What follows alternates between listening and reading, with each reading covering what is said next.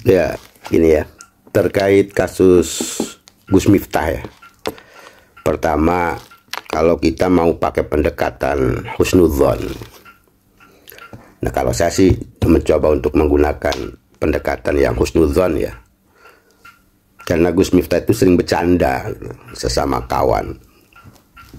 Maka apa yang disampaikan itu saya meyakini sebagai candaan sebetulnya. Hanya saja disampaikan bukan pada tempat dan waktunya yang tepat. Yang kedua, ini menyangkut profesi seseorang. Nah, antara profesi seorang dengan tempat dan waktu yang tidak tepat itulah yang kemudian menjadi persoalan. Dan kenapa kemudian jadi viral gitu? Hari kekinian kan era digital ya, era medsos. Makanya ada istilah buat saya, netizen itu lebih kejam daripada ibu tiri dan ibu kota. Tapi ini bukan berarti saya membenarkan loh, bukan membenarkan apa yang disampaikan Gus Miftah, bukan. Tetap itu keliru lah ya, keliru, lupa mungkin. Ya kalau lupa ya mahalul khata wan nisyan, itu tempatnya manusia. Dan beliau itu kan sudah minta maaf. Paslon hajinya juga sudah memaafkan. Lalu apa yang kita harus lihat di sini? Pertama, hikmahnya buat pribadi kita masing-masing itu harus bisa melihat situasi dan kondisi. Lebih penting lagi ketika kita sudah menjadi public figure misalnya ya, yang harus kita ingat itu bahwa ada ungkapan Imam Ghazali, kadang timbul ya tadi kesombongan. Tapi ini bukan berarti Gus Miftah sombong ya, bukan. Karena itu hati-hati apa yang disampaikan oleh Gus Mus juga ya, pada kiai-kiai muda yang merasa diri sudah banyak umat gitu.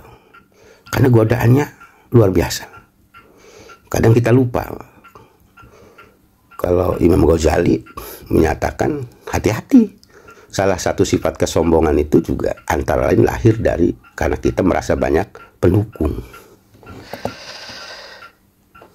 Nah, apapun yang sudah terjadi, kalau kita mau kaitkan dengan persoalan ketauhidan, huruf ba dalam bismillah itu kan ba bimakna bikana makana, artinya sesuatu yang sudah terjadi sudah, tinggal kita mengambil hikmah yang terbaik, karena di situ pasti ada campur tangan Tuhan ya. Maka kita harus koreksi diri.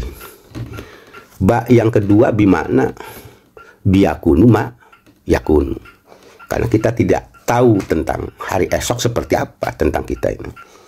Disitulah kewajiban manusia kemudian ikhtiar dalam rangka mencari yang diridhai Allah Subhanahu wa taala, mencari anugerah Allah Subhanahu wa taala secara baik.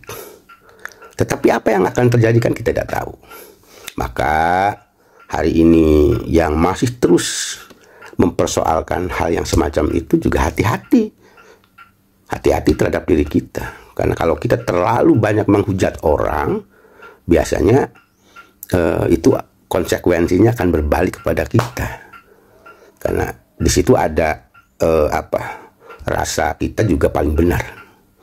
Ingat, Allah saja pemaaf. Apakah kita umatnya ini tidak bisa memberikan maaf? Koreksi boleh, karena ini salah satu hikmah. Dan Gus Miftah dengan berbesar hati dia mundur ya, dia juga datang ke paslon haji. Nah itulah ya, artinya orang yang menangkap hikmah.